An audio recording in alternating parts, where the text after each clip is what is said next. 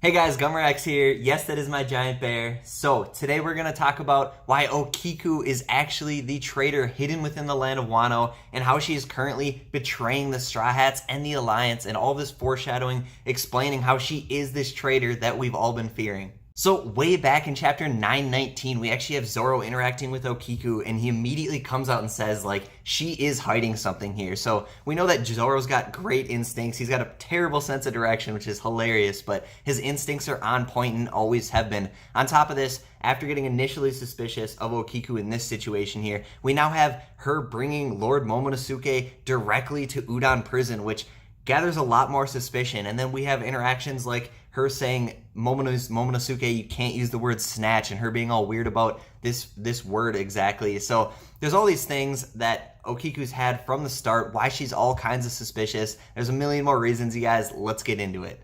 So Kinemon's flashback actually gives a ton of very crucial details showing that O-Kiku is very suspicious here. So we find out that originally there was this plan to protect Momonosuke, and then we find out that this castle actually was set ablaze way back 20 years ago. And this is actually my first sign to O-Kiku being suspicious as a traitor 20 years ago as well. She didn't just slowly become suspicious and turn to Kaido's forces over 20 years. She has been a traitor for a very long time here. And then also buried within Kinemon's flashback, we find out that 4 people were actually left behind, and they went off to find allies and gain allies. And then we find out that Doflamingo actually had his eye on Momonosuke, Kanjuro, and Kinemon, and then no one knew where Raizo was. Well, O-Kiku knew where Raizo was. She knew that they were being sent off in different directions to find allies, and she would actually know that Raizo was being sent to Zou to gather those allies, gather the minks to come and fight Kaido later on in the future here. So O-Kiku would know this information. She was left on Wano specifically, and she would have been able to leak this information to Wano, to Kaido and Orochi specifically. Additionally, with this whole Zou incident and Raizo being there, there's this whole fact that Jack had his accident essentially at the end of Zou, and he got trapped underneath there. And O-Kiku knows about this somehow. And how does she know about this, you guys? Yes, it seems like maybe there's some kind of information that could be leaked and she'd be able to find out. She's supposed to kind of be gathering information for the Alliance, but this doesn't seem like easy information for her to get her hands on, and it seems very suspicious that she knows this, and she knows it so well.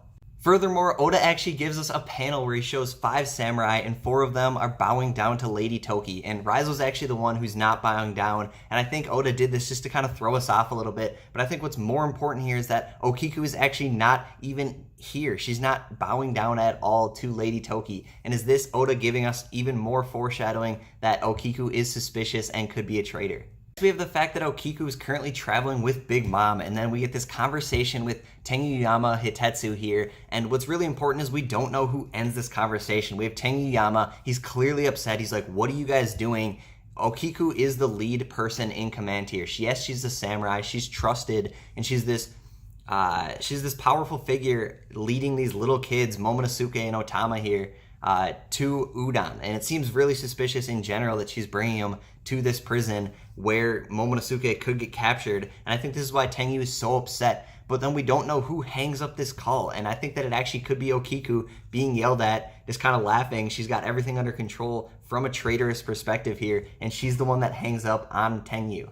Additionally, in these few panels we get with O-Kiku actually on the back of this Croco Shark with Momonosuke and Big Mom and crew here, we have Momonosuke using the word snatch and whacking this Croco Shark on the head here. Love that he's training, getting ready for this ultimate war. But what's really suspicious is how O-Kiku actually acts in this scenario. She seems very upset. It kind of seems like maybe this snatch terminology is a part of Odin's ancestry or something, and when Momonosuke is using this, O-Kiku just instantly just snaps, gets emotional, is like, you can't use that terminology, because she's very close to achieving her goal as a traitor working for Orochi and Kaido here. Additionally, Oda gives us all sorts of little tidbits throughout the Wano arc here, and one is that the blueprints for Kaido's castle on Onigashima go missing. And originally I was thinking that maybe Killer got those blueprints and then helped Kid escape, and now they have them. Maybe it's going to tie him back up with the Straw Hat Pirates here. But now that we're getting all this suspicious information around O-Kiku, and she knew about this plan going on here to get their hands on these blueprints, I think that she was the one making this not happen. She probably had told Orochi and forces, and they doubled forces out there trying to find these blueprints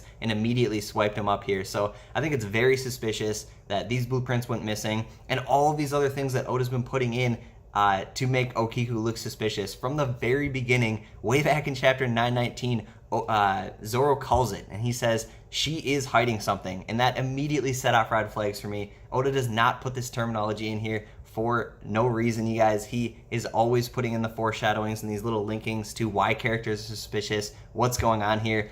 And then ever since Raizo was put on Zou and people were trying to find him, we've all been looking for who this traitor could be. And I know Oda knows this. He's been trying to make it very secretive, bury it among a ton of different characters, make us think, oh, is Kanjuro perhaps a traitor? And I saw this great theory actually about how way back in the Edo period of Japan, there actually was a traitor, and he was a painter as well. So there's that small little tidbit making people think that Kanjuro is a traitor. But I think all of O-Kiku's actions throughout Wano actually makes her seem way more suspicious, makes her seem like she is the traitor that has been betraying the Straw Hats and all of the Kozuki clan way back 20 plus years ago here. Please smash that subscribe button, you guys. I absolutely love making these theory videos, these chapter reviews, putting out this content for you guys. I love this little community we got building here. Being in the One Piece community is a great experience that I absolutely love being a part of. Smash that like button. Comment down below, do you guys think that O-Kiku is actually this traitor hidden in the land of Wano?